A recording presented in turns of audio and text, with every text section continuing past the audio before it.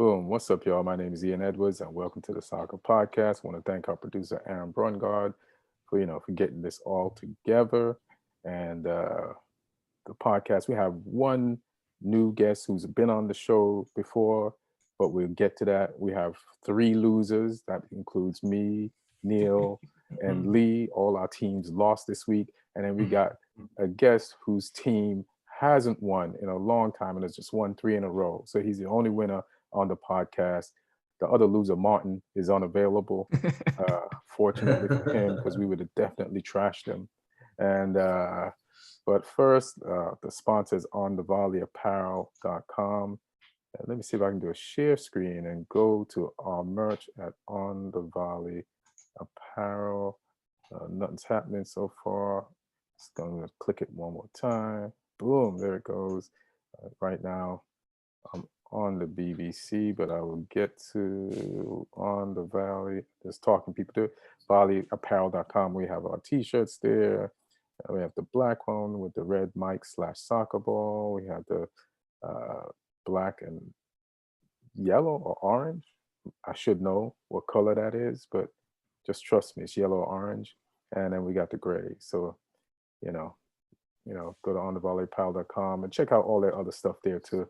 They have tanks, tees, hoodies, and it's all soccer-related gear website. Use my promo code 20% off. Comic Rant is my promo. Go back to our regular screen. And if you're watching on YouTube, like and subscribe. And you can also listen on Omni Studio, iTunes, and where else can you listen to? allthingscomedy.com. And if you go to allthingscomedy.com, they have a host of comics there with their own podcasts. Bill Burr, Tom Rhodes, Bert Kreischer, Bobby Lee, and the list goes on and on. I say it every week. If I name everybody, the podcast will be over. It'll just be a podcast about naming comics with podcasts on allthingscomedy.com. So back on the show. What's up, y'all? What's up, Gerald? Arsenal fan. Yes. You was in the youth academy, and you ran their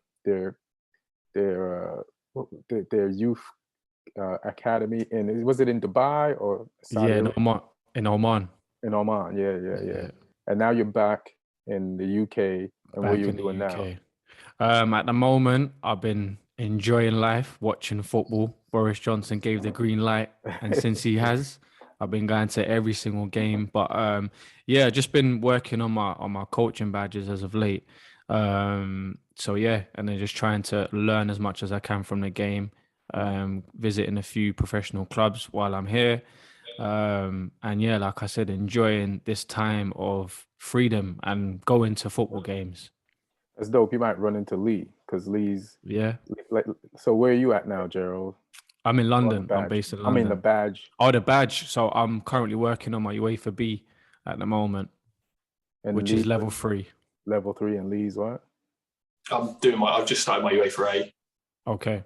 Oh, he's kind of stunned on you. I don't Yeah, know. he's stunning on if me you- right there. Yeah. The way he said it. Well, I'm currently Yeah. looking at my age. You'll be, if you need any Yeah. help with anything, just hit me up. Just Put give it in me the give me a chat. shout. And I'll take questions in the chat about your little bee. But Yeah. I've been checking out your Instagram, and every weekend you're at a different type of game. Yes. How many games have you been to? So far, the weekend that Arsenal Tottenham, that was my 19th game that I've been to so far this season. Wow. Yeah, I'm just loving it. I'm just loving going out there, seeing live football. Again, especially not being able to go and watch the Premier League, obviously living abroad. So yeah, while I'm here, I'm just trying to soak in as many games as I can. And it's been nice, especially the weekend one. The Tottenham North London derby. I'll probably say that's my best one I've been to. Because we're gonna get into that, because you've been gorging on football. I've seen you I've seen your U games. I've seen your women games. Yeah. And then you're just checking out the whole spectrum of games. Let's talk about the Spurs game, which we all watched. And before I even get into the Spurs game, let me just tell you about my experience of the Spurs game and why I really enjoyed Arsenal's victory. Even though the Arsenal getting better scares me, because we have problems as a Man U fan with Arsenal, and I don't want them to get better, and then we have to face them. But the weekend started out bad. I'm a Man United fan. I'm on the West Coast, and we lost. You have to wake up 4:30 in the morning to watch your team lose ruins your day, right? At home to Villa Right, as well. to Villa, right? But so it was bad. But then you keep watching football, and the day gets better because then Chelsea loses to Man City. I was like, I don't feel so bad. I don't feel so bad. And then Liverpool uh, True. drew with Brentford, which, and then you're like, okay, this ain't so bad. They're 1 point ahead of us. We're still in it. We're still in it. And all the time when Man U lost, Martin is talking shit in the chat. He's just trashing. He had an entire day of lead up, so he kind of like spent an entire day digging his own hole. Yeah, I think he forgot that Spurs had to play the next day. Yeah, and I think Spurs forgot they had to play the next day the way they played you guys. And then the result of that game from the beginning to end gave me so much. Listen, it's the best way for your team to lose, the order of how everything happened, and the icing on the cake. And I would just eat all icing on that cake is Arsenal's dismantling of Spurs. And you were at the game, so tell us how it looked like from somebody at the actual game. First and foremost, the atmosphere around the club was electrifying. I think because of the team that we had on paper was our new signings, so that was the first opportunity for us to actually have a look at the team. Arteta's team that he's planned to have. Arteta and Edu. Well, yeah, and Edu as well. Just overall the atmosphere, you could sense that there was some confidence around the team, around the place. And then I didn't expect them to actually, steamroll them within 30 minutes.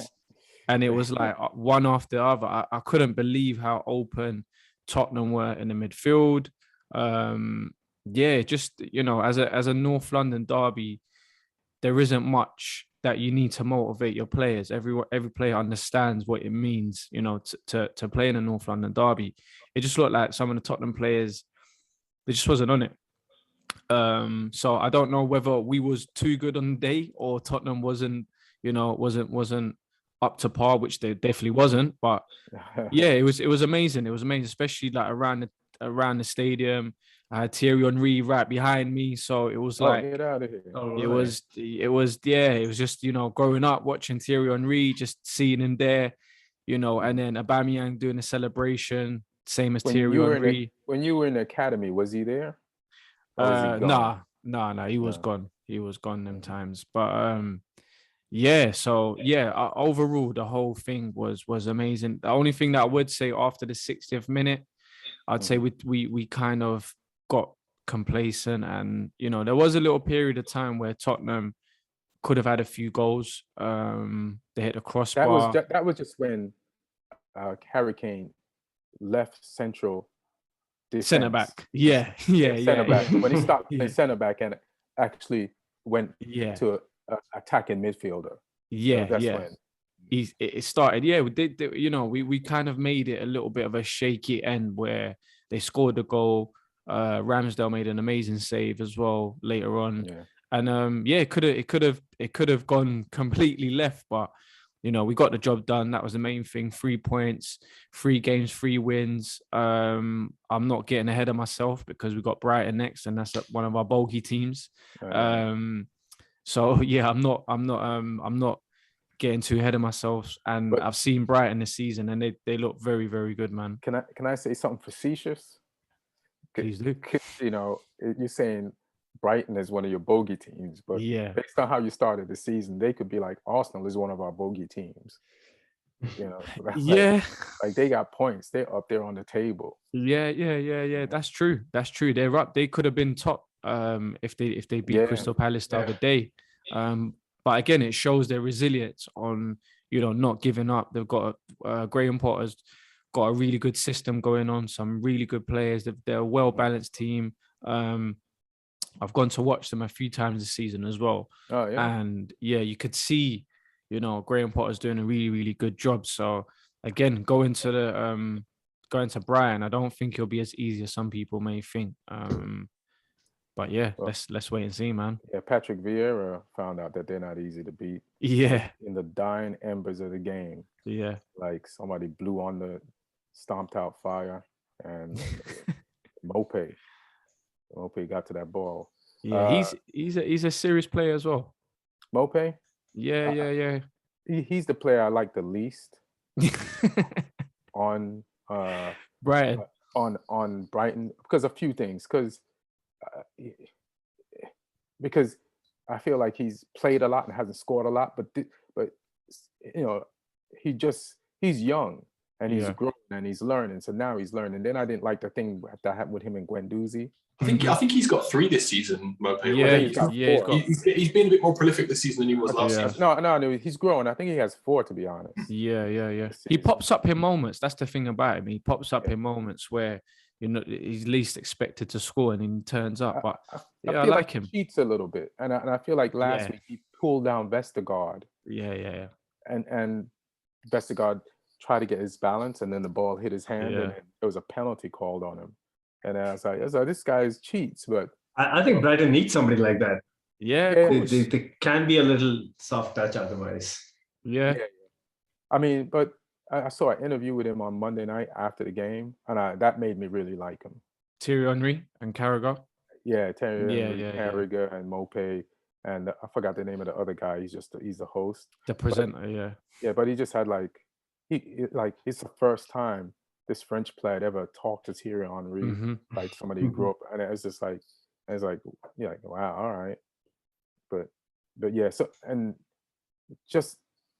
so why did you guys have this positive energy about this game before the game?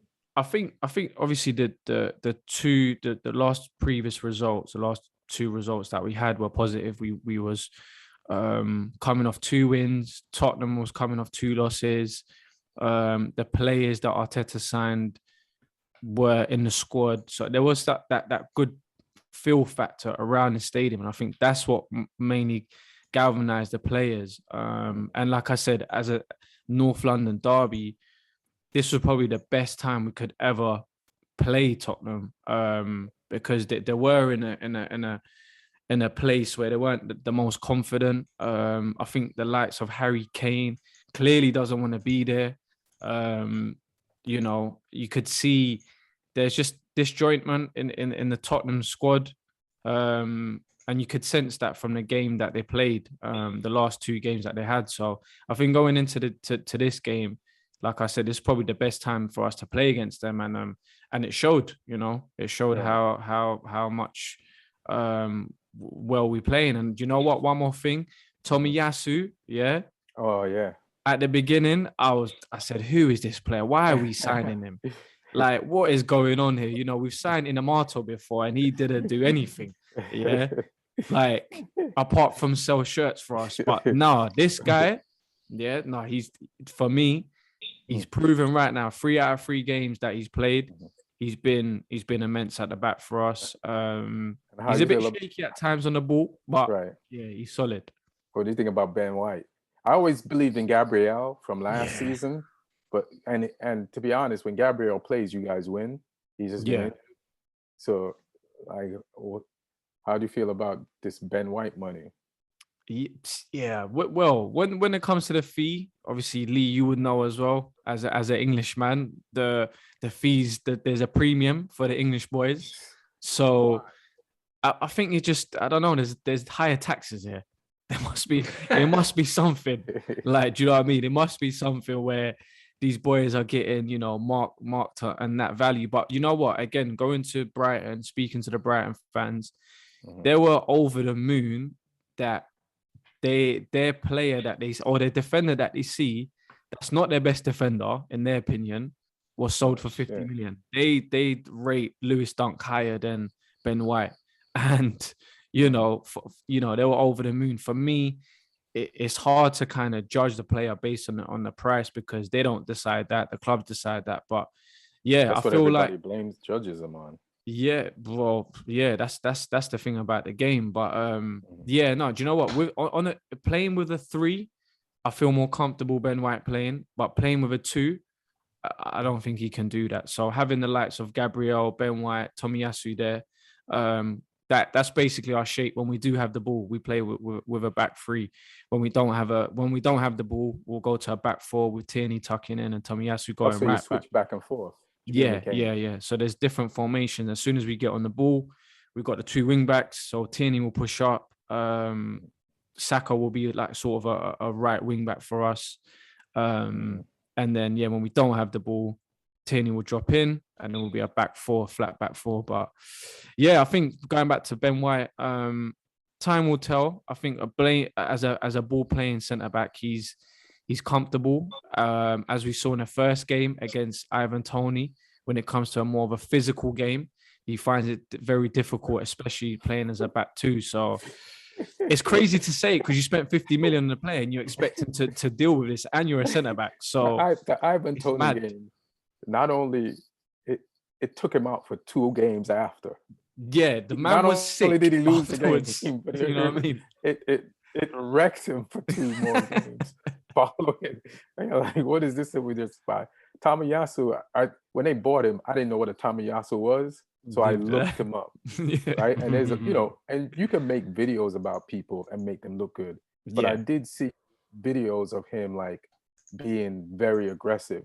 But I was like, what league is this? And he looked bigger than everybody in the league.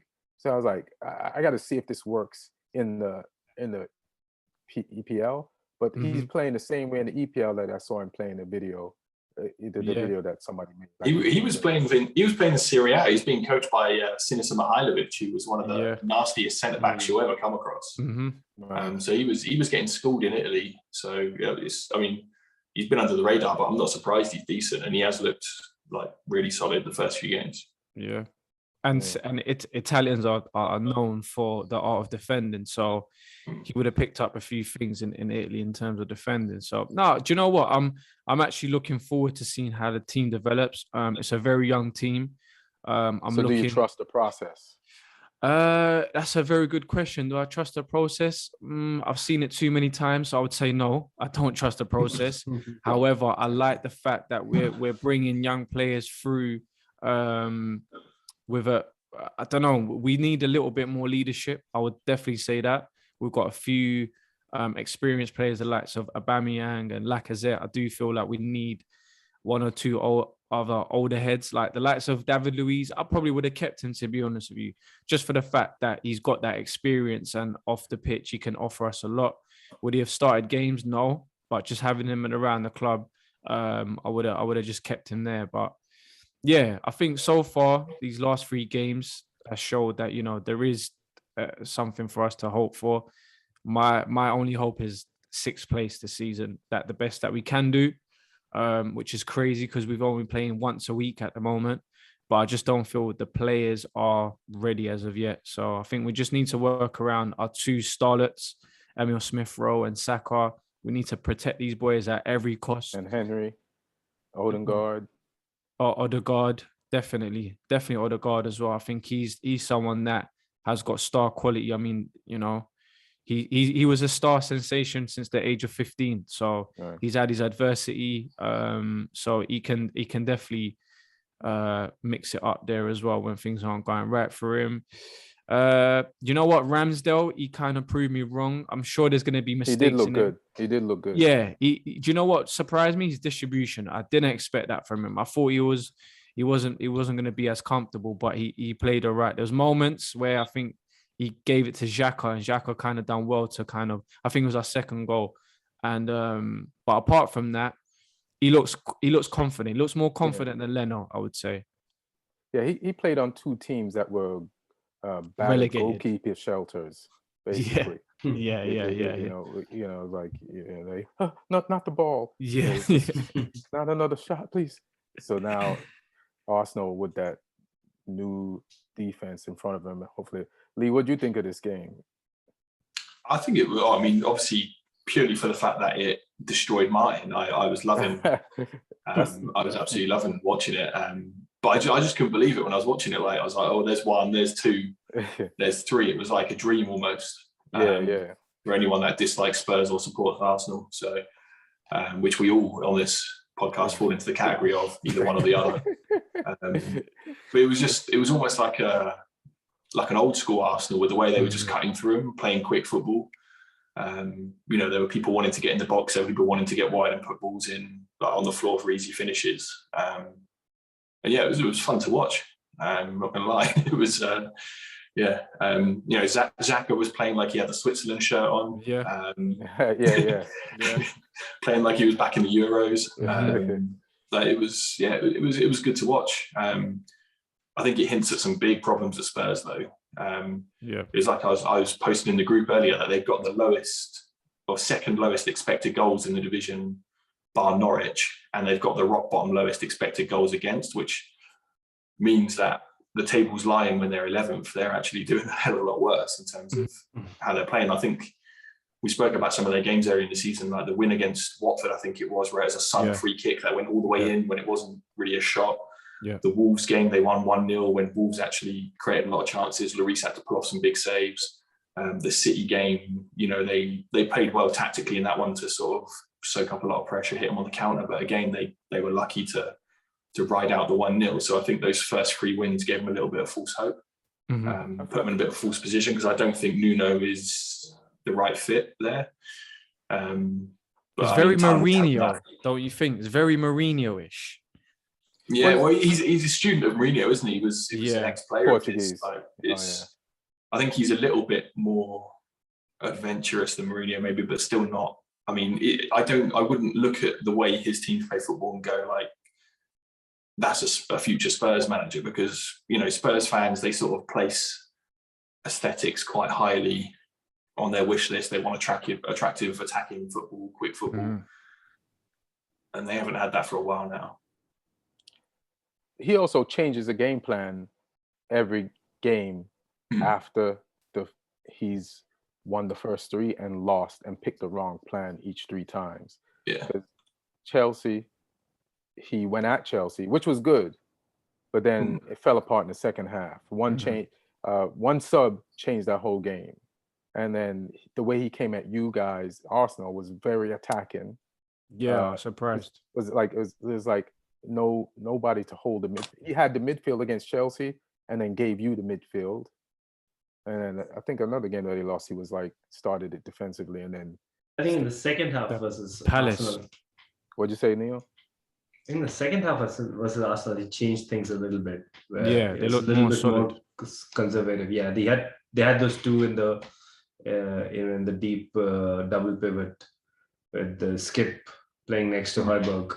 But they made like what two subs at half time, was it? Yeah, it was. Tanganga, I think it was, and it was Royale that came in. The right. Oh yeah. The new signing. Yeah, he came in, and Ollie Skip for Villereal.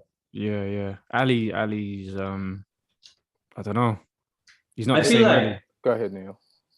I feel like, when they had that entire managerial hunt, one of the most stupid things Daniel Levy said at the beginning was that they're looking for a manager to play in the Spurs way and have somebody who can play attacking football. And I mean, you do that, I guess you say something like when you already know who's going to be your next manager, you're just saying it for the entire PR blitz to come together.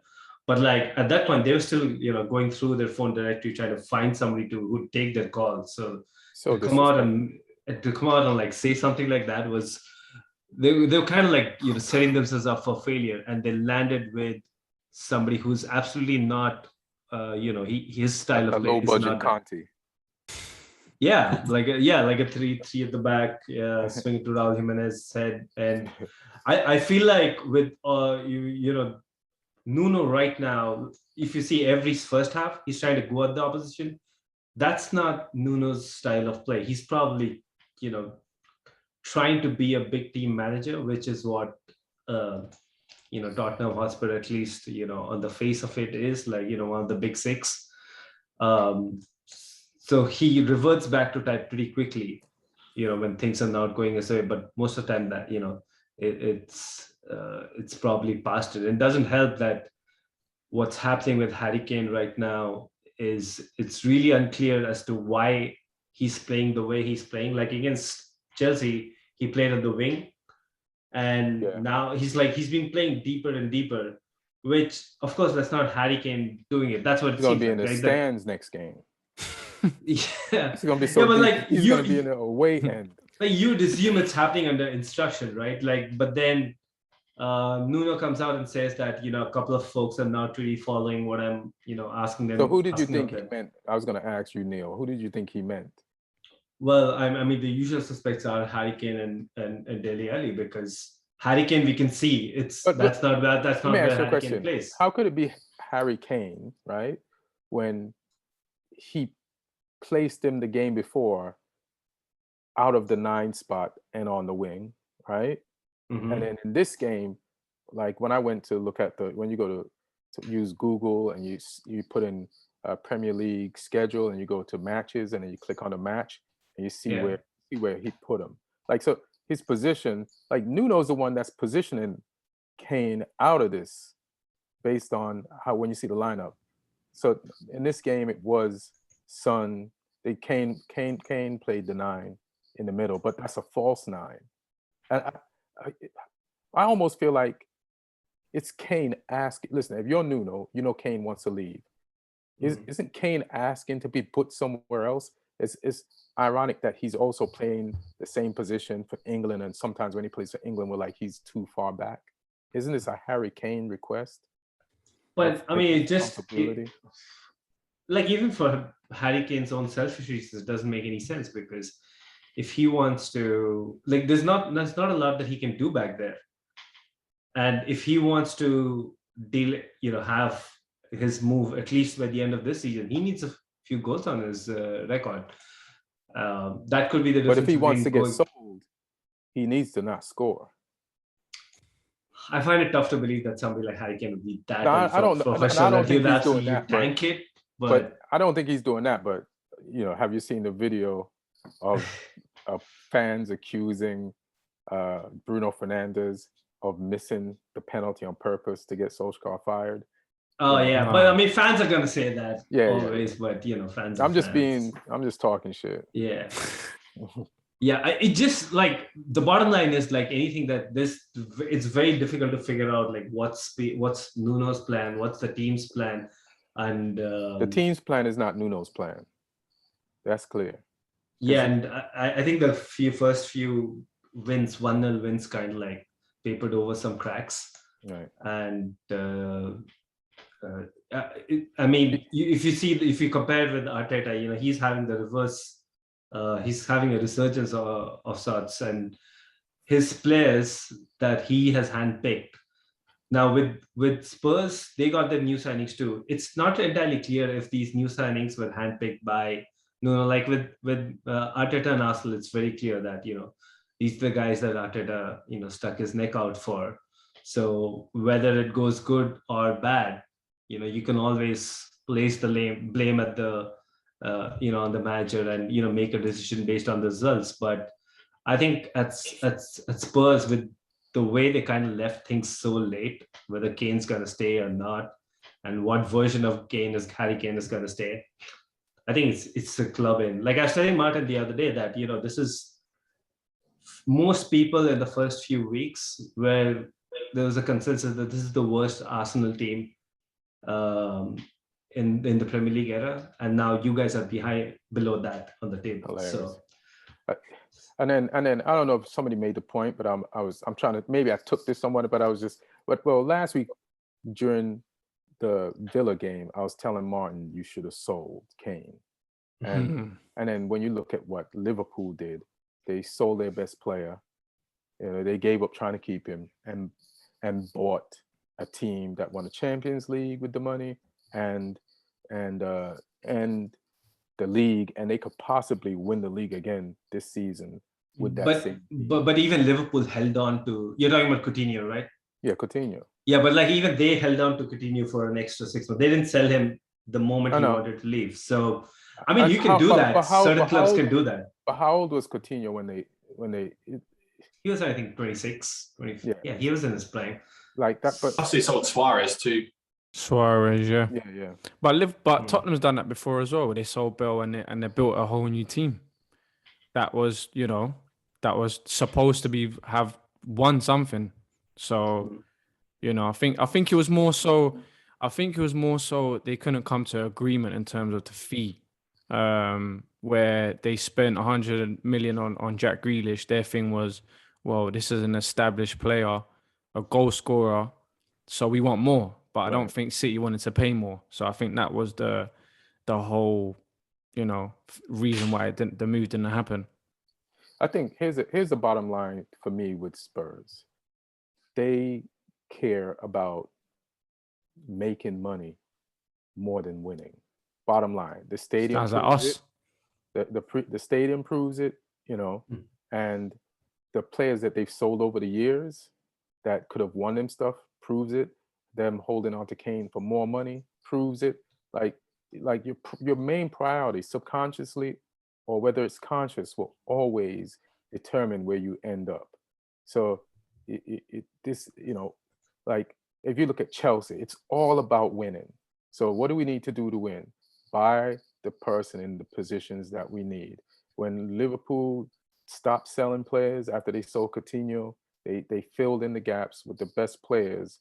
They cherry picked the best players on the worst teams that could fill in the positions that they wanted, and they won. And Man City, when they want to win, they go out and they buy. And those teams have all one and done stuff. Spurs doesn't. Their priority is like, let's make some cash, and that's where they are on the table. By them, you mean Daniel Levy? Daniel Levy, who is a part owner of the team. So he's thinking it's dangerous. I mean, it's kind of dangerous to have him in that position. You know what I mean? Because he's thinking, I'm a businessman. This is an investment. Like, he don't give a fuck about titles. So the fans are going to suffer while Dan Levy puts money in his pocket. You could see, like, he's the only one winning here, and the other owners. So that's just the bottom line with Spurs, to be honest. It's all about cash. So Neil, you had the next big game of the weekend, and Man City shoved the ball relentlessly and repeatedly down your throat. It was like I was kind of triggered while I was watching you play or try to play them, because I remember my older brother and me being in fights when I was younger, and he would just pin me down, and no matter what I did to try to get up, he just shoved me back down. And that's what this looked like. How did you feel about you were optimistic going in? What the fuck happened? Yeah.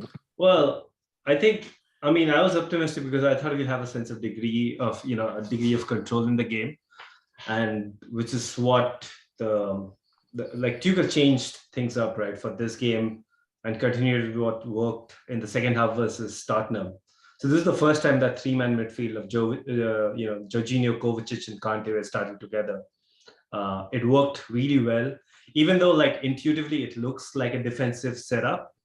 It worked really well from an offensive point of view in that second half versus Spurs, and I think he just went with it. And I was among those who were saying that we should go with that, because the amount of control all these three really good midfield players offer us, and they can take turns, like either Kovacic or Kante can take turns going forward.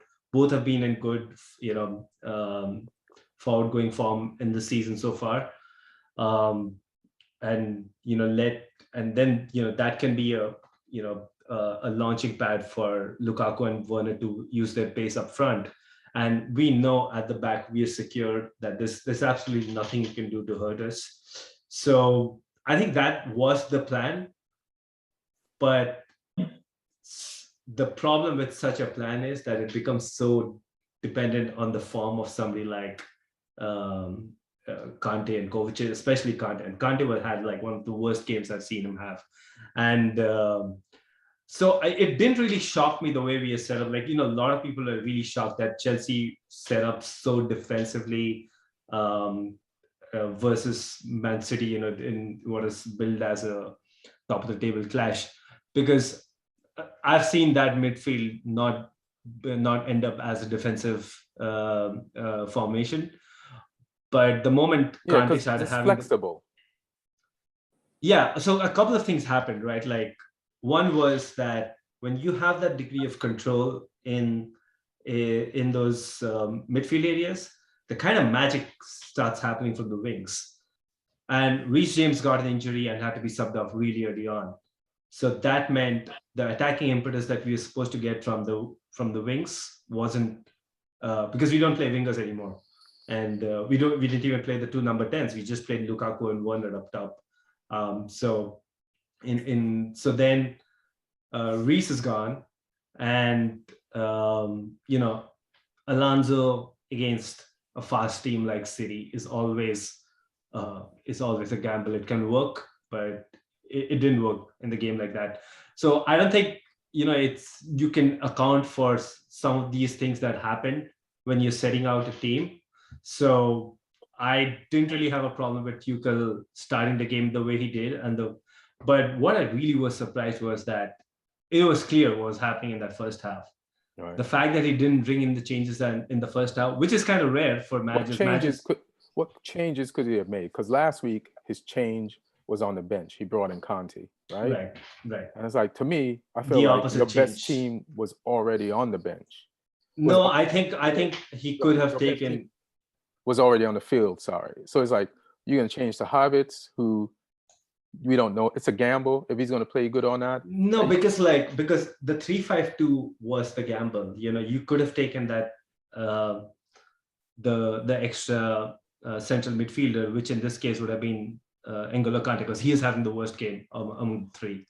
And then brought in Kai Havertz. This is the change that he made in the 60th minute anyway. But by then, we are already behind on the, we're trailing and we're behind a very good team. Did Havertz do anything when he was out there? I mean, at least, we got a couple of, runs back in, and it's just that at that point you're playing catch up, and, we got that goal, which is clearly offside, but we started to make these runs behind. So it's just that I'm surprised, because we've seen Tuchel do it every time. Every time there's issues at halftime, he doesn't wait till the 60th minute, like mostly managers do. So I think if this was any other manager, I would really not be that disappointed. You come to expect that from Tuchel. Like, Chris Rock said that women can't go behind in lifestyle and men can't go behind in sex. That, as a football fan, like, I'm used to this. Say that again. Explain that.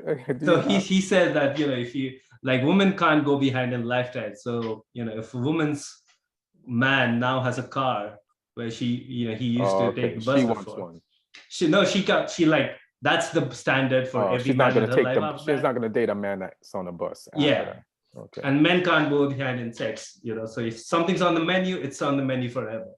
So I think as a Chelsea fan right now, I'm so used to Tuchel making these changes at halftime that I was pretty disappointed that something that was so evident, that change didn't get made, and it hurt us. So you should also credit Pep and that press. Yeah. That press would not let you out. You couldn't, like, a bunch of players that are really good with the ball. Like, I rate Jorginho with the ball. I rate Conte.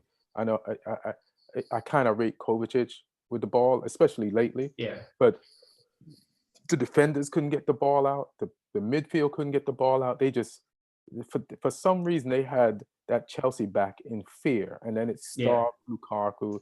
It starved Werner. They had few chances. But most of the time you spent with the 40% that you had the ball, I feel like 20% was like trying to figure out how to get the ball out the back and then giving up and then kicking it long. It's like that press was like done to perfection more than anything else. And another thing about City, like, after I saw that game, I was like, City needs a forward. Yeah, I was gonna say, I don't think this is a particularly great game for City itself. Yeah. Exactly. In terms of winning the league, it was a great performance. Yeah, exactly. They still have the same problem. You can't possess the ball against Champions League winners that much, 60%, and be in their final third that much, and not only score one goal through a deflection. You are in trouble. You need a forward. So after that game, after that dominant performance, I was like, oh shit, this team is in trouble. They need a forward. Like other people were like, oh, they're not in that much dire need of a forward. That just proved to me that they need a forward more than anything. And can I say something? Yeah, what you just said about, we got the proof of that today. City dominated PSG today. Yeah. But they couldn't, they didn't, up until that Messi goal. I think after the Messi goal, the game was buried, but like that was pretty late, 74th minute something. But like up until that goal, it was essentially City having a game. I think PSG had a bit more individual quality than us, but PSG were pinned on the ropes for the large parts of the game, and City didn't get the kind of you think with the amount of volume of the ball and kind of like the spaces they're creating, but they weren't like creating really amazing chances or like the finishing chances, except for that. And at that point, it's like some of the chances are half chances, but I feel like PSG's goals were half chances, but by quality performance. Like Messi, he had one. That goal could have been scored one way only, and he did. Probably one person only. By one person only, and they have that one person only. And then Idris Gueye had like the only way you could put that shot in is that way, and he hit it right. Like Man City, like first of all, it's unfair to have Donnarumma as a goalkeeper. He's bigger than the goal. Like how is the goalkeeper bigger than the goal? Like, this is impossible. Like to get the ball past him. Like I think he can palm a full blasted shot in one hand. It's like Monsters Inc. Yeah, it's like Monsters Inc. And then but they need a forward. And I was gonna say that before this game. I wish this game had happened tomorrow, so I could someone say, hey, you're just saying it because today. No, I'm saying it because they barely scored on the weekend. It was a deflected shot. Lee I think Lee has something to say about. You can talk about the PSG. That game kind of felt like the City Chelsea game. Kind of felt like the opposite of the Champions League final. In that this time it felt like Tuchel maybe overthought his tactics. Yeah. And went away from what his normal philosophy is, whereas Guardiola went with probably what he should have done in the Champions League final. Like he played with a holding midfielder in Rodri, who I thought was quality. Cancelo started this time. He dropped him for the Champions League final. I thought Cancelo is, for me, like one of, if not the best fullbacks in the world right now. And it worked. Like I say, even Jesus, although he wasn't that great in front of goal, like his work off the ball was he gave them a different dimension to when they play with the false nine, and I think that worked as well. Whereas Tuchel, the way he set up in the Champions League final with the 2-10s, it really stopped City from getting into those little pockets that they like to find in those half spaces. Whereas playing the midfield he played this time opened those spaces up a little bit, and I think they started getting in there and hurting them. So it was interesting tactically. It was a great game to watch in terms of, tactically seeing two teams operating at a really high level, and the same with City again tonight against PSG. But City are crying out for. I think that's going to cost them the league, though. I know they won against Chelsea, but I think the lack of the out and out number 9 is probably going to cost them the league this season. Yeah. Gerald, did you get to see the PSG City game today? Yeah. I watched it, man. And same thing. I think that number 9, that striker that they're crying for is probably going to be their downfall. However, Pep is a genius. We've seen it many times where this guy will try things, and before you know it, we're gonna say Pep is a genius. He's put Kevin De Bruyne on that false 9 and they're scoring goals. So, we've seen it. I think Kevin De Bruyne being injured has hindered them as well. I think once he comes back in full motion, I just got a feeling we're gonna see something like Sterling dropping in that false 9 or something. And then I got a fix for them for their forward until January. Who's that? Harry Kane? Mahrez. Mahrez. I say just play Mahrez as the 9. Oh, you said till January. Okay. Yeah, it's like he's always out there wide. What he's doing wide, he could do in the middle. Mm-hmm. and get shots off. And I think about like where was he when where did he play when he was with Leicester? Was it kind of he played as an inverted winger. He played wing, but I feel like he came in a little bit too. Sometimes, he was inverted. He was left-footed playing on the right.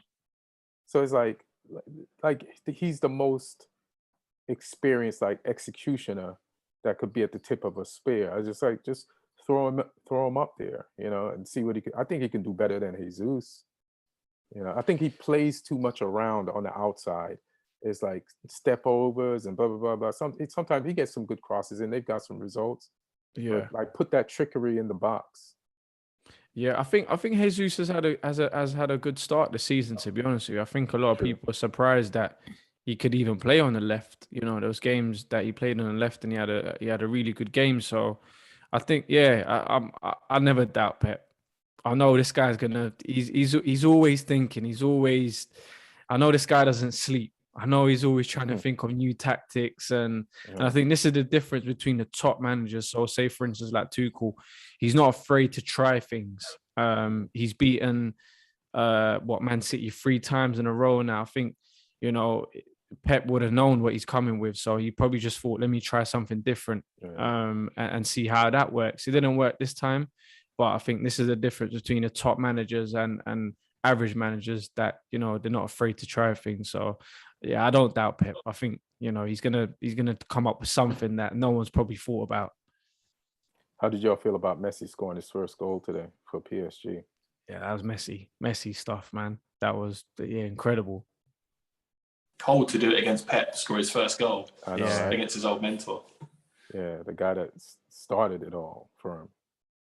I think that annoyed me. Messi, we knew he would do it. And just like, calm down. Like, he's announced his career at PSG. Like, relax, bro. Relax. It's like overboard. But yeah, Messi, he got the goal that sealed the game and did his thing.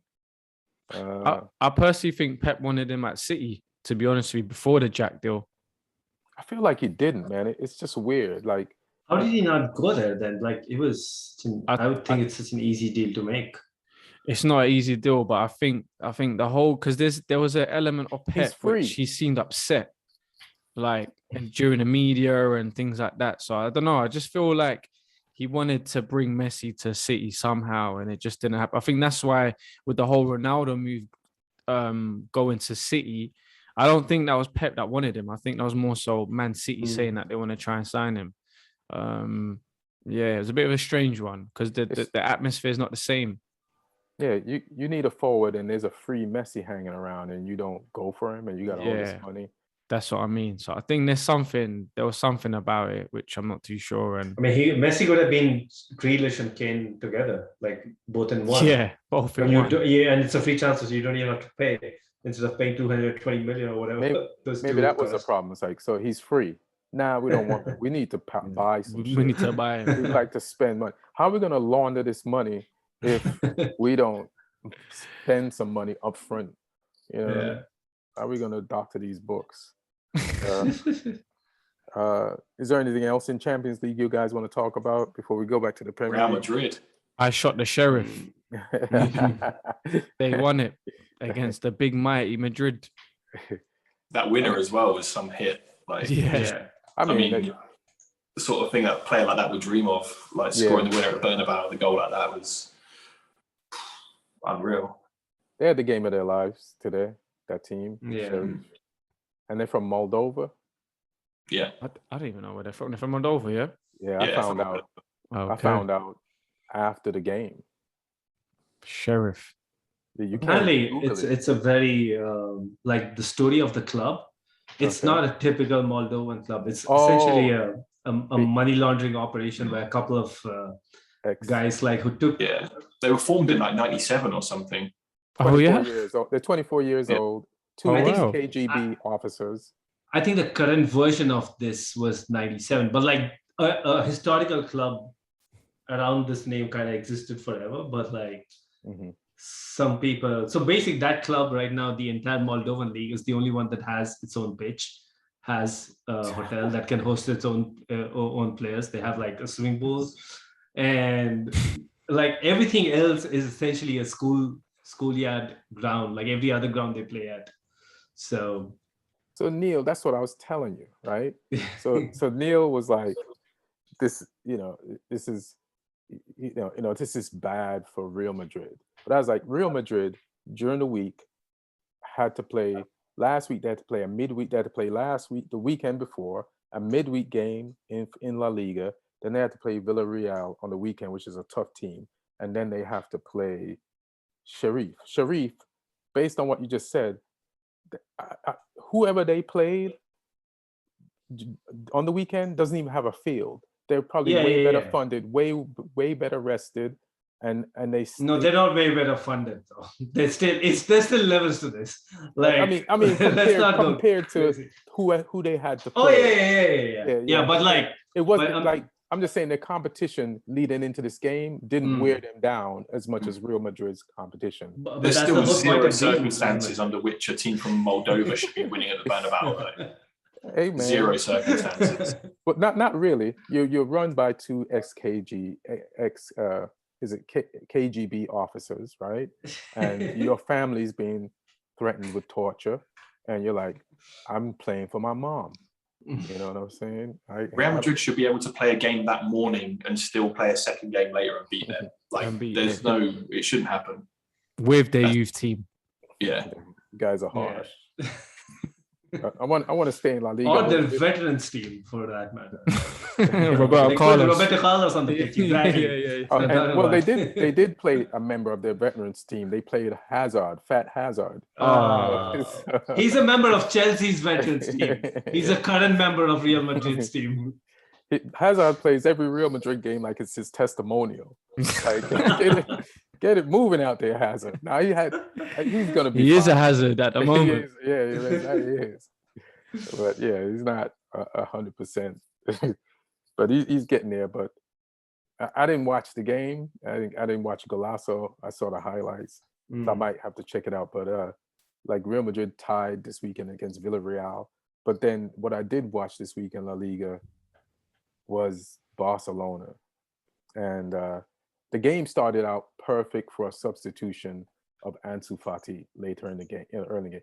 First of all, Depay was balling his ass off. Like he's doing shit on the field that, like, to real players in the league, that is, when sometimes you see those videos on YouTube when one of those trick footballers calls somebody out the crowd and puts the ball through their leg, no matter how close their legs are. Like, he's doing that type of shit. And he actually could have scored more goals. But then, Ansu Fati, it's over 300 days since he's been injured. Sub him in 10 minutes left in the game. His second touch scores, beats some people, and it's. I mean, if we thought, how the people were mocking the fact that Messi and Ronaldo has left La Liga, and I think somebody said that the league is rejuvenated because we got Ansu Fati and there's Vinicius Jr. Well, Vinicius Jr. has held up his part of the bargain, and for at least 10 minutes, Ansu Fati has held up his part of the bargain. Like I would fuck with La Liga.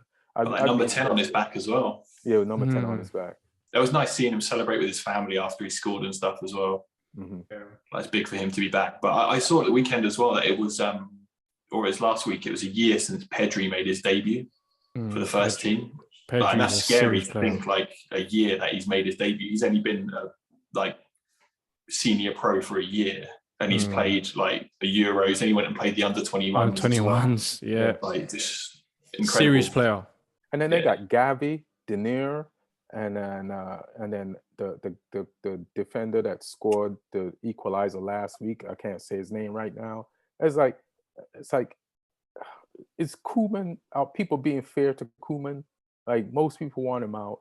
Last week the game was ugly because they went a man down. They went a goal down and a man down, and he figured out a way to get some points. And then this week, it's the same kids. It's just kids. It's the start of a new cycle there. Yes, Busquets and his sons out there, and Uncle and Uncle PK, and PK. They're getting results, and everybody's like so spoiled. They like Koeman sucks. Like Puig is like the oldest guy on the field, and he's 10. Besides those guys, I think there's levels though. I think people are used to seeing. We got to remember Barcelona, that 08, 09 side was probably one of the best teams ever to have played. You know what I mean? Club football. So I think there's levels to Barcelona. I think that's what it is. They're just used to seeing greatness. Messi for so many years, Ronaldinho prior to that. So, you know, these boys have got a lot to live up to. I'll be honest with you, I haven't kept up with La Liga since Messi and Ronaldo have left. Hilarious. So maybe the meme was wrong. So I haven't got a clue what's going on over there at the moment. So, but no, you know, the likes of Pedri, as Lee said, he's a serious player. But Ansu Fati, good to see him back as well. Yeah, but Pedri is not even going to be the best player on the team, and you should watch. First of all, you should watch Barcelona for Pedri, and he might not be the best player on that Ansu Fati. If what he did before and what he just did in those 10 minutes, like if that continues, it's at least worth watching to see if that continues. And then just Gavi might look like they got some potential, and what you said is true. There's levels to it, but it's almost like they blame the team that's there now on Koeman. This is nothing to do with him. He just took the opportunity as a coach, and when he got there, the house was on fire. And I think you can blame Koeman for getting rid of Suarez, though. That seems to be a decision that he didn't like him. But that's also a financial thing, and the club wouldn't have allowed it either. You know, it's like all of them went. Griezmann's gone, Messi's gone. Why not? You know, maybe the way you get rid of Suarez is not nice, but Suarez has bit people before. He deserves at least some bad treatment. You know, some karma. He deserves some karma, and he landed well. He won La Liga. Yeah, like, Messi never. You know. So on La Liga as well, like worth pointing out, Falcao, 3 games, 3 goals for Rayo Vallecano. Oh yeah, okay. He's back, yeah. My Spanish team. That's hilarious. What's their record there? What's Vallecao's? I can't even say it. Record. Jesus Christ. Looks like they're top 5. Yeah, they're 5th right now. Who does Ronaldo? They're flying for them. They're such an up and down team. Like I've been to watch them a few times, and I've been there when they've been relegated. They've been up. They're like the West Brom of Spain, basically. They go up and down, but it's a tiny little ground. They're like the 4th team in Madrid after Real, Atletico, and Getafe. The stadium's tiny. The atmosphere is like absolutely jumping every single game. They got like a real big push on sort of social justice and stuff. They're quite a special club. Oh, yeah. And it's a cool experience to go watch their games. But they used to have a manager who I used to love watching, who's called Paco Jimenez. I got to go see him at the training ground and speak to him as well. And like, I think I was saying in the chat, like he used to go to the new camp against Pep's Barca and have more possession than them. He used to go to the Bernabeu and have more possession than them. They were just, and then it eventually was too fundamentalist and they started losing games because they were so open and then they got relegated. But he was working on a crazy tiny budget. But yeah, it's good to see them back, and I didn't expect Falcao to go there. I thought it'd be too expensive for them, but it's working out at the moment. Is that the team that Ronaldo owns? No, I don't think so. Oh, because I know he owns a La Liga team, but I don't know if it was them or not. Isn't that he started owning it after he left or before? We know he owned La Liga, period. Yeah. But let me check it out. I'm sure there's a club that he owns in. Are you talking about the original Ronaldo? Yeah, R9. R9, yeah. I think that's real Valladolid. Valladolid is the original one out there, yeah. Oh, okay. Yeah, similar letters. Yeah.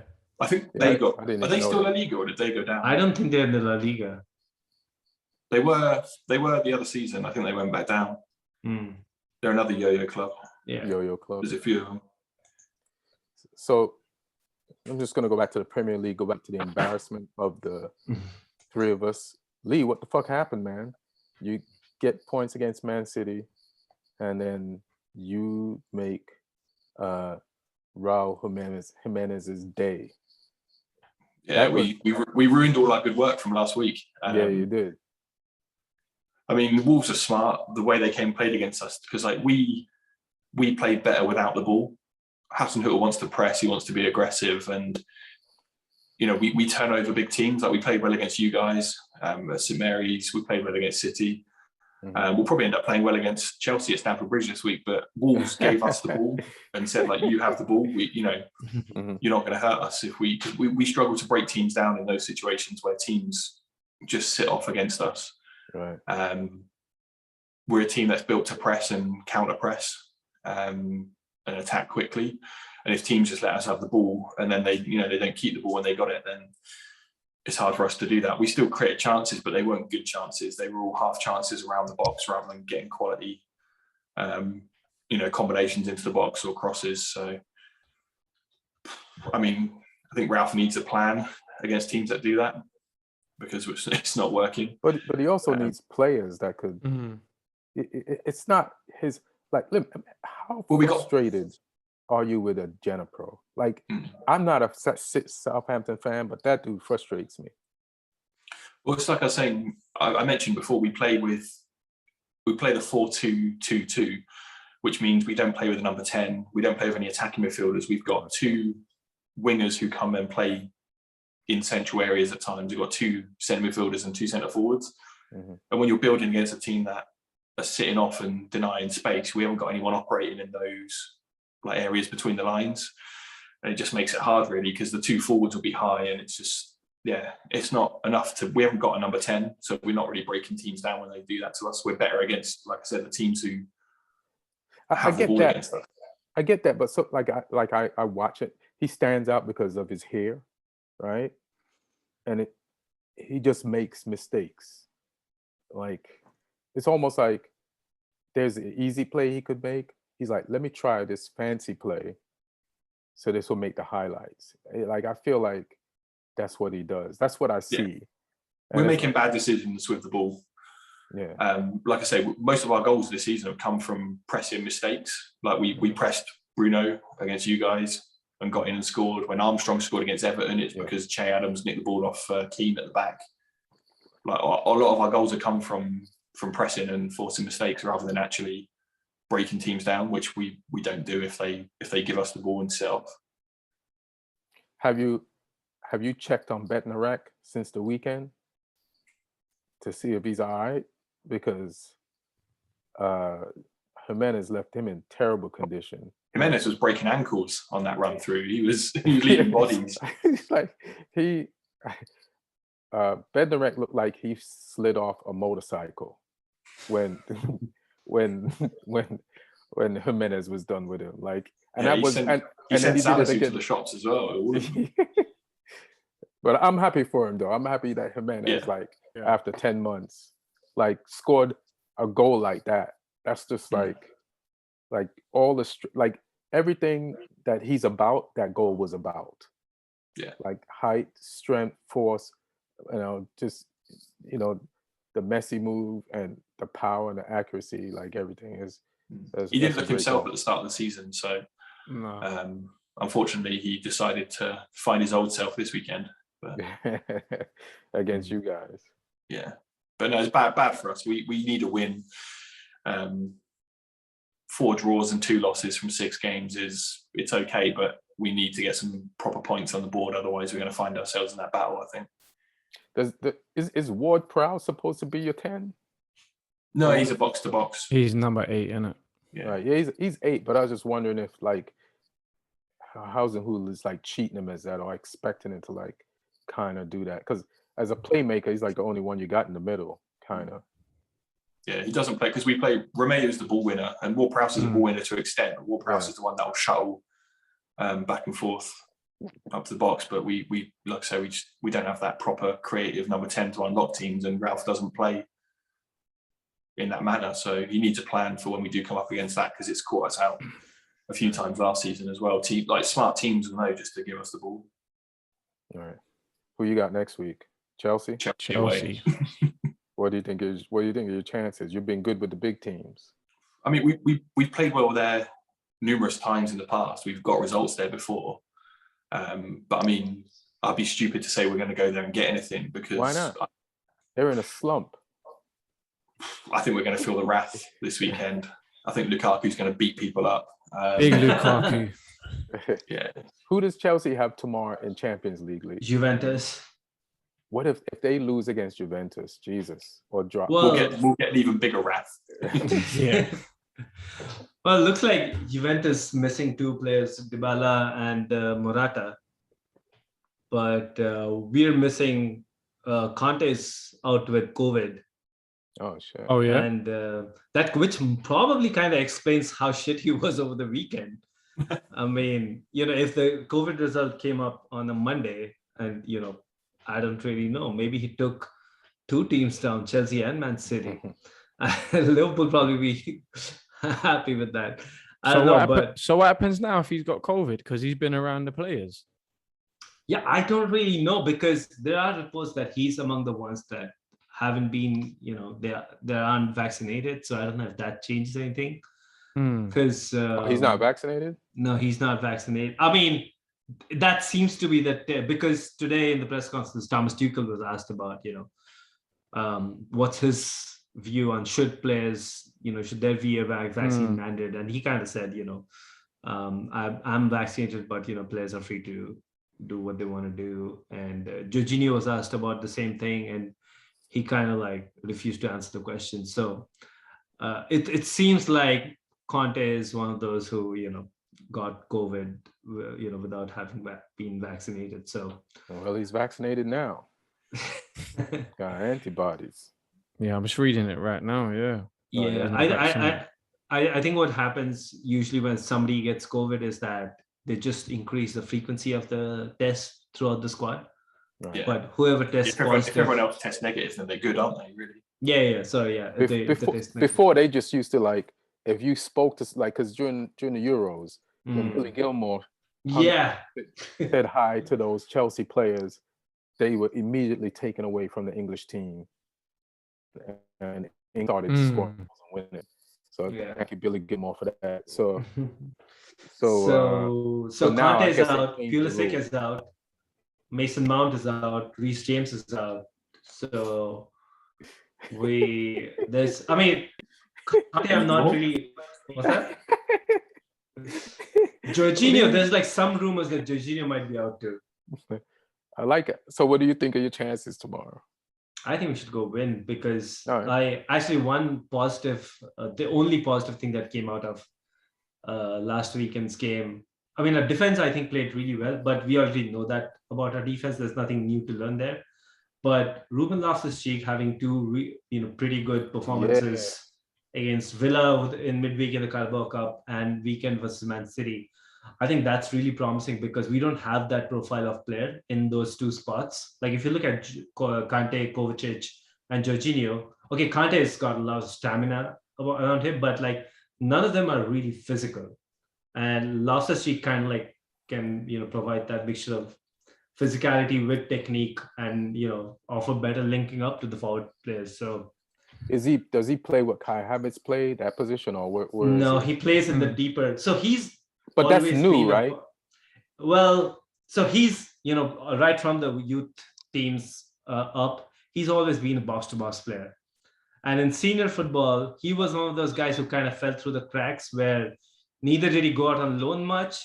We kept him around the teams, and managers didn't play him. So he doesn't have that amount of minutes in his bank as some of the others. And then he got this really bad injury at the back end of Sarri, which was his best season, the Sarri season.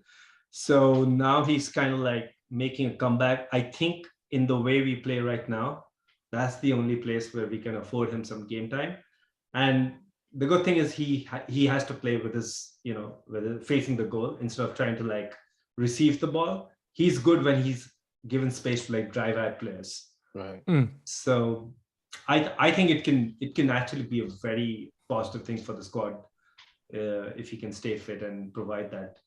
It's not looking good for Saul Niguez, but because he was bought in on loan on the last day to fill in that fourth midfield spot, but I think Ruben's gone up in the pecking order now. Yeah, that cup game. I was like, wait a minute, if he could do this in a league game, I mean that's good. And then he got in at the Man City game, and I was like, all right, he's playing like he played in the cup game. I was like, all right, I was like, I've always liked him. Like I think he's got skill, mad skill, you know. So it's good to see him like do it on that level. So let's see, especially when you got those injuries, he might be like, it's football's he might crazy. get a start tomorrow. Yeah, it's gonna be one of the most crazy comebacks ever. Like at Chelsea, if he can figure out how to have a senior career at Chelsea. How old is he now? He's 26, so he's not a kid anymore. 26, wow. Yeah. And he's literally only had 2.5 seasons of senior level football. I remember seeing him like 4 years ago. They gave him a start. Says 3 years ago. That's like no, like he's really only had that one loan at Palace, last year's loan at Palace. No, I mean, like when I first saw him play for Chelsea, it was like 4 years ago. He's 25. Yeah. 21, 22, yeah. Yeah. He's 25. 25 now, yeah. Oh, so yeah, man, he's still got a chance for Chelsea to sell him. You want to do that? Do you have access to all the Chelsea players playing in the Premier League, Neil? Let's play, and let's see if the Chelsea players playing around the league, whether they're on loan or they got sold, would make a better team than the Chelsea team that's there now. What did he want to go get the players? You got Salah and De Bruyne. Salah. Oh yeah! Oh shit! No, we're not using those. That just breaks my heart if you start using that. Is crazy. Salah, I forgot about Salah and De Bruyne. Although they've played games, I think the odd game for the under 23s too. But no, I think like if we include folks from playing in other leagues too, I think maybe like a front three of Tammy, Hudson-Odoi, and Mount. Although Jamal Musiala, who's doing bits at Bayern, he's a good shout too, and he's serious player. Yeah, you guys can claim him for sure. Yeah, he's with us till he was like 17, I think, 16, 17. Yeah. And who else? We have like a million right backs. We have no left backs because we have Reece James, Tariq Lamptey, Livramento. Lamptey, Livramento. Yeah. Well, Ryan Bertrand. That's true. Yeah. He's on the academy. Yeah. He's from the academy. And Champions League winner with Chelsea. Champions League winner. Yeah. Playing as a left winger, not even a left back. We had an injury crisis. Yeah, that's true. Who else you got? Him. They just sat him in front of Ashley Cole, didn't they, for that game? Yeah. He was. I think we kind of eventually both played as left backs because we had to take care of Robin. Oh, because he wouldn't come back. Yeah, because I mean, we played very defensively that final. Like we were just trying to survive. You got Nathan Ake. Nathan Ake centre back at Man City, centre back. Patrick Van Houten, another left back. I think he was at Crystal Palace. He was. I think he's gone now. Yeah. Yeah, he got released in the summer. Yeah. Romeo at Southampton. Your boy Lee. He's Chelsea. Although Romeo, more of a Barca academy. Yeah, more of a Barca academy guy. Yeah. How did he get in the Barca? He had a couple of seasons with you guys. Yeah. How did he get in the Barca? Jack Cork at Burnley. Yeah. No, guys, we need to step it up. Like we've gone past the Jack Cox and the Patrick Van Hol. We can have Bamford. I mean, Bamford's not a bad shot. Yeah. Bamford. He's doing good. And what about the other guy from? Isn't there another Chelsea guy on Leeds that they sold to Leeds? Lewis Bate. He's never played yet, but we'll see when he Dallas plays. Austin or somebody else on Leeds. That's a US now. No. Sure. You've got Gilmore obviously at Norwich. Gilmore, yeah. But we have in centre backs, we have Christensen, Tamori, Mark Gahey, who's now the centre back at Crystal Palace. Tomori had a very good game today at AC Milan. They lost the 94th minute penalty, but and it was pretty much a 50-50 penalty. But and they were one man down too, right? Yeah, Kessie got sent off pretty early on. They lost 2 in a row now, right? In Champions League. The Champions League, yes. Yeah. Liverpool and Athletic. Where's your most loaned ever player nowadays? Lucas Piazon. Oh, mate. We released him, yeah. Well, actually, I swear he had the most loans of any player you've ever owned. I think that prize goes to Jamal Blackman, who's now in Los Angeles. Oh yeah? Yeah, he's for the LA, he's playing for the LAFC. He's your most pimped out player. I think so. I've got Piazon's loans here. Yeah. So he got loaned to Malaga, Vitesse, Frankfurt, Reading, Fulham, Chievo, and Rio Ave. He's now at Braga in Portugal. He sampled the world. Yeah. So centre backs, I think we have Christensen, Tomori, and Mark Gahey. But the guy who he's still on our books. Gahey we sold, but there's this guy called Levi Colwell who's playing for Huddersfield. Okay. Tall, ball-playing centre-back, plays as a left-sided centre-back. And I feel like at this age, he's better than what Christensen was at this age. So I have really high hopes for him because I also feel like the way the Chelsea team is set up right now, left-sided centre-back is a vacancy that we're going to be seeing pretty soon. So, like in a year or two, he might be able to stake a claim to that spot. And we mentioned Broja at Southampton. Broja, right? Broja. And we mentioned Livramento. Right. And then we have Ethan Ampadu too, and Chalobah. Holy shit. Yeah. Ethan Ampadu. Chalobah is obviously still with the team. Right. And then his brother Chalobah His as brother well. Chalobah, yeah. At Watford. Is he still with the team, or is that Watford? He's at Watford. No. He moved to Fulham. Because he's gone Fulham last year? Year. Yeah. Oh, well, okay. Last year. Neil be stalking his ex-players, man. Jesus, Neil. All on him. There's enough of them. Yeah, there is. Well, how many exes you got, Neil? You just stay up with them. Well, the FA is trying to cut down our loans, so we might have less and less. I like Conor though, Conor Gallagher. Yeah, I love Conor Gallagher. Yeah. Yeah, and there was a big news article about the I think was it the De Silvas? You signed them as like triplets from Luton and paid a whole bunch of money. Triplets. Josh De Silva, Josh De Silva, and Cole De Silva. Yeah, because the left back, Jay De Silva was the one who got the closest. I think he's in the Championship now. He's with Bristol right now. Bristol City, Bristol City, yeah. Mate, Neil, all your youth players that they've got, man. Well, I'll tell you the reason for that is like for the longest time. Yeah, tell us why. Yeah. So for the longest time, before Lampard came in, I used to love like everything the academy is doing. So I used to spend money trying to get to watch all these, all their games on Chelsea TV and stuff. That was more of fulfilling part of things can happen to the first team and it keeps swinging up and down every season, but it was very fulfilling to watch all these kids. It's kind of gone down now because now a lot of these kids are actually playing senior football. Mm-hmm. So I used to get in these crazy debates with so many fellow Chelsea fans too who had no belief whatsoever in the youth academy ever producing players of Chelsea quality. I'm like, managers keep coming in and they never give these guys a chance. So how are you ever gonna know?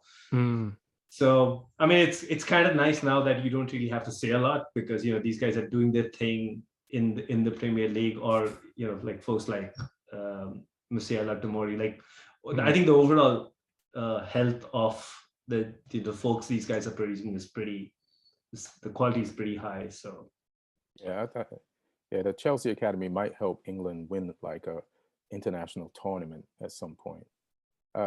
Gerald, let me ask you a question. Like Declan Rice, Chelsea. Declan Rice. Oh, how could we forget Declan Rice? Holy shit. Yeah. Gerald, let me ask you a question. Like, so you played in. Are you impressed? And this is about West Ham. And why can't I remember his name right now? But he scored the winner this weekend. Antonio. Like, have you ever seen a player? Like, being a striker is the hardest thing on the field, right? And then goalkeeper, but yeah. Goalkeeper. Oh yeah. You think so? Lee would agree with you. You're getting peppered every time. You know what I mean? If you make a mistake, then it's all your fault. Right. But have you ever seen like somebody turn into a striker in their 30s? The way they're like the goals he scored this weekend. Serious goals. Not these are like real striker goals. It's not, and the goals he scored, I think 5 in 5. And I think I've watched most of them. Mm-hmm. And they're, like you said, there's serious goals. Like you're like, oh, it's something you see in a kid when he's young and say, oh, that guy's a striker. This shit was not existent in him before. Like he was a right back. Yeah, he's a right back. We had him as a right back on loan from Reading. Yeah. Did you ever see this coming? He scored in the Johnson's Paint Trophy final, I think, for us. Against Carlisle back in the day, but he came into football late as well at pro level because he was at Tooting and Mitcham in South London, and then Reading picked him up from there, like in his late teens. Like he hadn't been picked up by the academy system, right. And then they loaned him to us when we were a League One club, and I mean you could see he was like a handful going forward, but I still didn't see him I saw him as a winger maybe. But not like I've seen him like lose control and his composure in the final third for most of his career. to put him in front of goal and like do things under pressure that he's doing now is like it's amazing, and I like watching a good interview with him. Like he's like a fun dude. Yeah. So, it's pretty amazing. I think a lot of obviously every player develops differently, especially when you're in a system that works for you as well. We're seeing that he's comfortable playing up there. I went to the first game at the London Stadium against Leicester, and the guy just looked comfortable up top. He was a handful for Leicester, and he's improved a lot. He's definitely improved a lot, and playing for Jamaica now as well. So he's doing his thing, man. Like I can't, you'd hope that he played for England, but. Yeah, I don't think he can get into that squad at them, which is crazy to say because I would pick him, but there's so many players that you would say that's probably go in front of him. But he's looking like a serious player, man. But I got a question for you, yeah. Right? Can I just say one thing off what you just said? Go on. I just would have never thought that Mikel Antonio could give Harry Kane a lesson in playing forward, and that's all I gotta say. But hey. I don't know. He might have to show him 1 or 2 things, You know what I mean? But my question was Ronaldo, yeah? Like, do you feel Ronaldo has maybe unbalanced United? It's crazy to say because this is one of the best players ever that we're talking about. But do you feel him coming in has kind of unbalanced the team a little bit with the likes of Bruno, Pogba, Jadon Sancho? That's kind of dimmed his light a little bit as well. What's your take on Ronaldo coming into the side? I say yes or no, because I don't think if we look at our league record, we're 4-1-1, which is not bad. The loss this weekend looks big based on the fact that we lost midweek, but he didn't play midweek. The problem, but he scored in all the games except last weekend. But the problem is him and Bruno are like best friends, it feels. And Bruno just looks for him. He doesn't look for Greenwood at all. Like even the goal against West Ham, the first goal that we scored, the equalizer, like Bruno chipped that ball over the West Ham defender's head as well as Greenwood's head to get it to Ronaldo. So and I could see for the frustration in Greenwood this weekend, where he's like, "Fuck it, I'm just shooting. Nobody's passing to me." So just to like say, "Hey guys," so it's fine. Like I've seen midweek Bruno and Greenwood talking during the Carling Cup game, and this is about growth and people making mistakes and people getting into arguments and making up after breakups, and we got to see if they can all straighten this out. And once they all straighten it out, we'll become a team. I think Solskjaer should drop Pogba back into midfield because he's taken up the space of people that he bought. Rashford is going to be back. It's like you can't have Pogba there when Rashford is ready. Then you have already Martial not getting game time, and then you have Sancho. I think, you know, like you just have to like drop. Like we couldn't get out of the back on like if you look at the game, I think we had most possession, and when my friend Lloyd, who was at the game at Old Trafford, who is a Villa fan, when he said that we had, let me tell you how much possession. We had 60% possession. That game did not look like that because we spent that possession just like Chelsea did, trying to get the ball out the back. It was panic stations back there. Like Maguire was panicking, delivered a ricochet pass off the gear, basically to Watkins, and so he could have subbed in Matic when we couldn't get a hold of it back there. You just need to like. We could have been more attacking. We got a lot of shots on goal, but we probably could have got a goal if Sancho was out there, or just another attacker, like at a certain point. And the one thing I like about Tuchel, which he didn't do this weekend, was when you see something happening, make the change. You have it on the bench. You know what I mean? And Ollie didn't make the move. You know, Ollie did not make the move to be like, all right, let me drop Pogba back so we can get the ball out the back, put on another forward who has attacking ability to make them respect us and back the fuck up off us and stretch them, and we could take this game, especially in the middle of the game when people are already a little bit tired.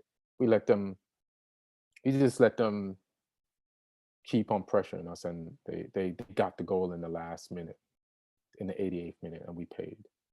I don't know if anybody else has anything to say about our loss. I think, do you know what it is? I think it's the third game that you've lost this season. Like you lost in the Champions League, you lost to West Ham in the Carling Cup, Carabao Cup. Sorry, you took it back old school, and now to Aston Villa. I think, I don't know. There's a sense of like, since Ronaldo's coming, there was an excitement at the beginning, and the whole C against Newcastle and the stadium erupted. I just think long term, I think it's going to hindrance the growth of Greenwood, which is crazy to say, to have Ronaldo in the state, in part of the team.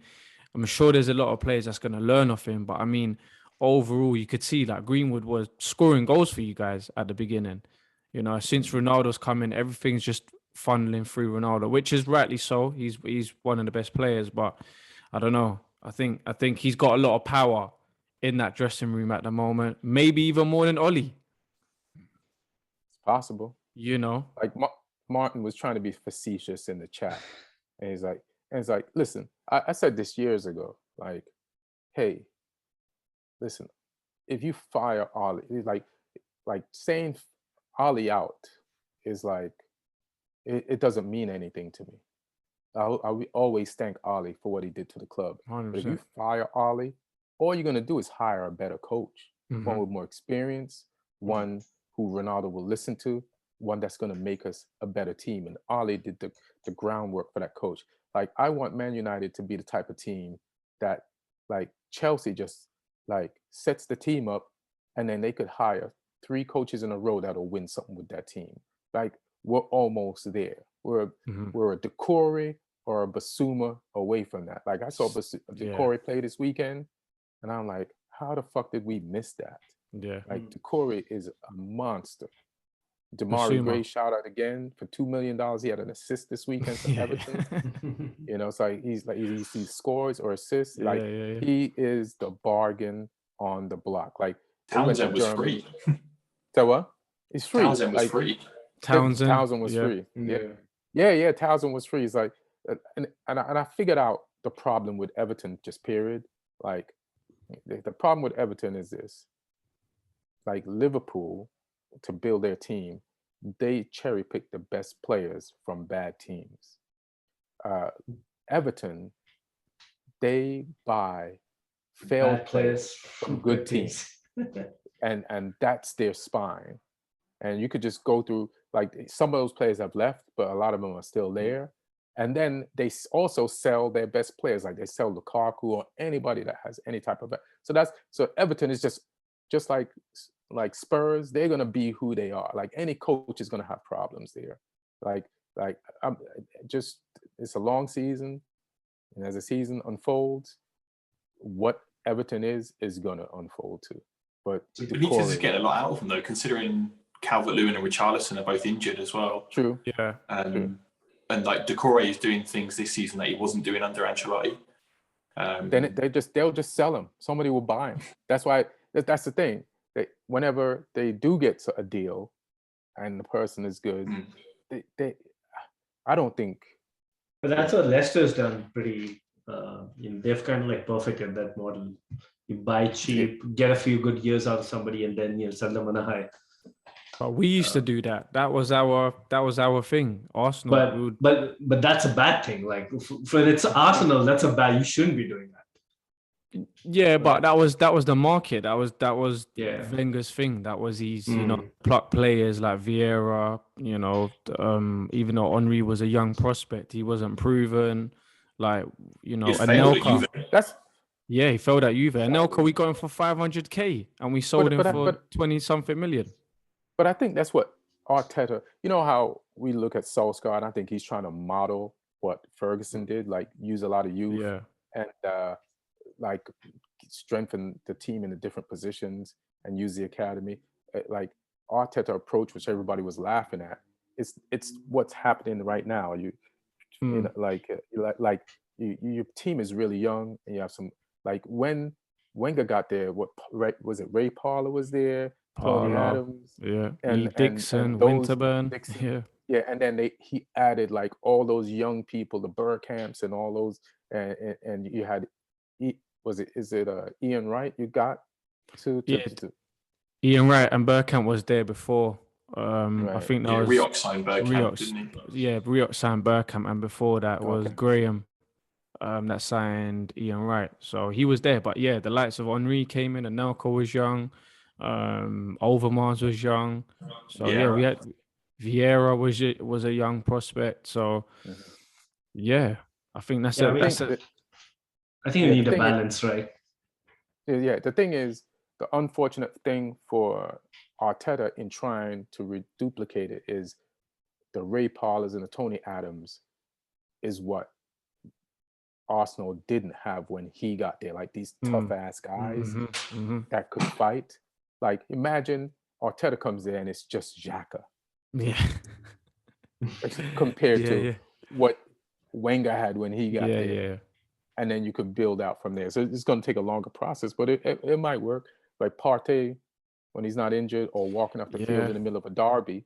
Yeah, he's made out of glass at the moment, to be honest with you. Every time he gets touched, he's just going down on the floor. And it's like, my concern with that Arsenal team is we've only played 6 games and it feels like they've played 38 games. They're shattered already. That likes of Tierney, he looks tired. Saka looked tired before this Tottenham game.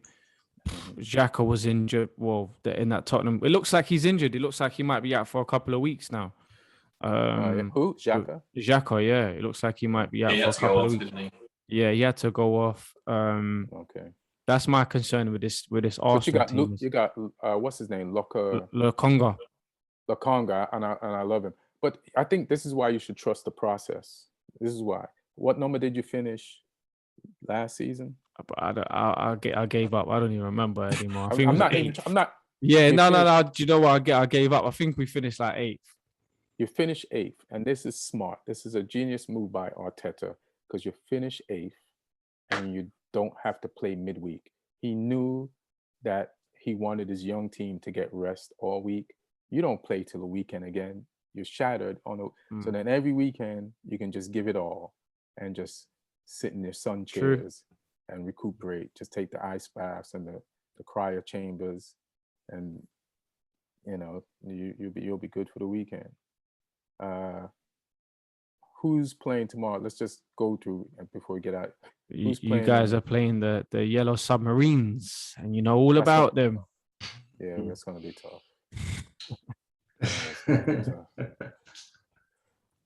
Don't laugh. At least this one can't go to penalties, eh? Yeah.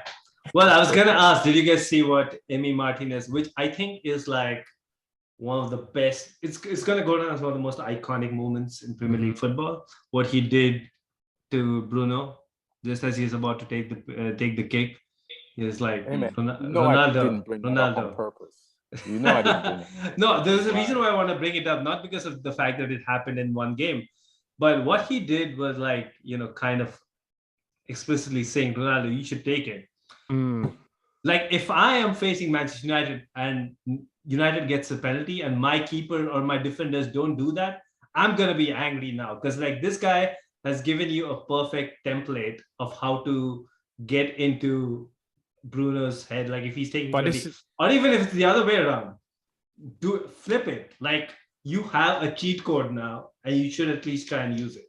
But this is why Bruno just didn't do what he usually does. Yeah, he was trying to prove that he can take free. He just ran up and usually he does the Jorginho. He does this little skip, hop, and then hits the ball. I think he got to his head. And the funny thing is, Solskjaer in the press conference, he like nobody asked him anything. Like the first thing he said was, "I don't like the fact that the Aston Villa players were all up in Bruno's face, and we're trying to rile him up." So then obviously the guy asked him, "Do you think that got into Bruno's head?" And he's like, no way. I'm like, dude, you brought it up. Like clearly he got into his head. Solskjaer had a weaker post-game press conference than we had game. So that was pretty and then Bruno wrote like a 6-paragraph apology letter. It's the craziest thing I've ever seen. Like for missing a penalty. This is not a knockout. This is not the final of the Champions League. You just missed a penalty. Like, why is he writing a 6? He had to use up 2 Instagram stories to post that apology. You never seen our fans. He should have made it. He should have been 5 pages. It could be a big game come the end of the season. No, but here's the thing. I don't think your fans made that big a deal of it. People miss penalties. For him. Not for him because Bruno has so much credit in the bank, right? Yeah, he's got credit in the bank. And then all the players are like, "We're with you," We did that last week. I'm like, why are you why are you making such a big deal out of this? We did that for Lingard when he made the bad back pass against the team I don't want to talk about right now. But the irony is we lost that game the same way we won that game the week before. So it's just irony. It's like, but yeah, so you got Southampton. Southampton has Chelsea. And so we discussed that. Brighton Hove and Arsenal. What do you think of your chance? You said it's your bogey team, but what do you think of your chances? Yeah, I don't know. I think Basuma might be injured, so if he's not playing, I'll be a little bit more confident. But I think we should have enough to win the game. But again, Brighton's they're a confident team at the moment, So if we do get away with a draw, it's crazy to say. I'll be happy to come out of there with a draw, but. Yeah, it gets like we're in that position right now, bro. We will take whatever we can get at the moment. You know what I mean? It has changed. It has changed, bro. Do you know what I mean? But a point down there is not a bad result. At the moment, at the moment, considering the situation that we're in and the way Brighton's playing, I'll take a draw. However, we should have enough to win. I think you do. I mean, Crystal Palace dominated them pretty much. Yeah. If they were more clinical. Kind of a surprise. Yeah. They were like,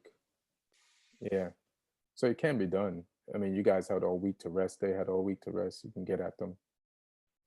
Yeah, I believe so. I think, like I said, I think we've got enough to win, but just history, looking back at, our performances there, it will definitely be a tough game, but we should have enough to get a 2-1 over there. You know. Yeah, 2-1 or draw. Or a we draw. got Everton. I'm worried. You know. You're worried at home? Yeah, man. It's just I thought these are the games I wouldn't have to worry about anymore. Damn, things have changed as well. Things have changed for you guys as well. But I'm What's going on? Gerald was just lining you up for that one. Like, it's just going on. We're in the same boat right now. You're worried, playing Everton at home.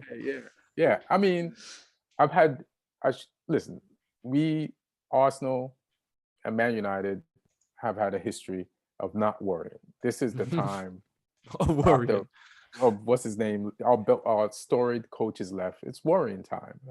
Until we confidently have won something and restored, gotten back to our throne that was stolen by the Russians. Yeah. And that Abu Dhabi and the oil countries, who have come into the Premier League in the middle of the night and invaded us and taken everything from us that we had. We need to, until we own the castle. It's never easy to storm the castle. Nah. So yeah, Lee, you got any last words, Mr. Going to Berlin tomorrow? Yeah, I got 4 shows in Berlin. If there's any German listeners, I'm not sure if there is, but and I'll be at Hertha Berlin versus Freiburg on Saturday. Oh, quality. So I'll look for you in the crowd. Let me go check if there are any Chelsea loan players up there. It might be over here. They've got an interesting team. They've got Kevin Prince Boateng's back there now. Yeah, Guendouzi's there, right? No, Guendouzi's gone. He was there last season. Yeah, they got Boyata, the Belgian centre back who was at Man City. Yeah. There's a really good Dutch kid who's come out of Ajax called Jurgen Eppelenkamp, who's worth watching there as well. 21 years old. But yeah, it should be fun. 80,000 seater stadium. I think there'll be about 25,000 in because they got capped capacity and they lost 6-0 last weekend, so it was quite easy to buy a ticket. They got pumped by Leipzig. So they got capped. They got capped, and you still got a ticket? Yeah, they got capped to 25,000, I think, or it might be slightly lifted there because it's a bigger stadium. But I bought on Monday. 25,000 can fit in. Oh yeah.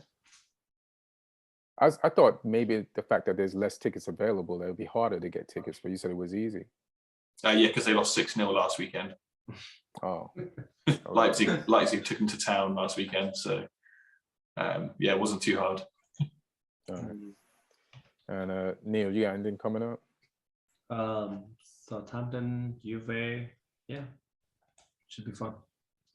All right, Coach Gerald, what you up to? Tell the people what you're up to. Yeah, man, I got my match day vlogs that I'm going to be starting as well. I've got one up right now, the Tottenham and Arsenal one. And yeah, man, just trying to show the experience for anyone that hasn't been to a Premier League game or football in the UK. Just giving them an insight of how it is going to games. More podcasts coming out as well on my channel. And yeah, at the moment, that's what I've got going on. Yeah, it's pretty dope, man. It's good to see like the footage from like actual games and all the different types of games. And you get like an idea for the vibe and the differences of like each type of different game. And I think it's pretty dope. Like, I don't know if anybody's doing it, but it's like fresh. I appreciate it, man. Yeah, no, there's a few people that are doing it, but mainly for the Premier League games, they're doing a lot of there's a lot of ones that are doing from Arsenal. I'm sure there's Chelsea ones as well, like that will do it. So the fan engagement content is growing hugely. So yeah, it's nice for people to see how it is going to these games, because it is definitely an experience. I'll tell you that. Yeah. The experience in each different environment must be it must be fun to just experience that. For me, I'll be in New York next week. Follow me on Instagram at Ian Edwards Comic, on Twitter at Ian Edwards Comic. Like and subscribe to podcasts on all the different platforms. Tell some people if you like what we're doing here. We do it every week. And thank you guys for pulling up. And thank you all guys for losing last weekend, so I'm not alone. Congratulations, Gerald, because y'all deserved something. And mate, I'll take anything, like I said right now. It would have been crazy for all three of us to be on this podcast and our teams lost and Martin be here. But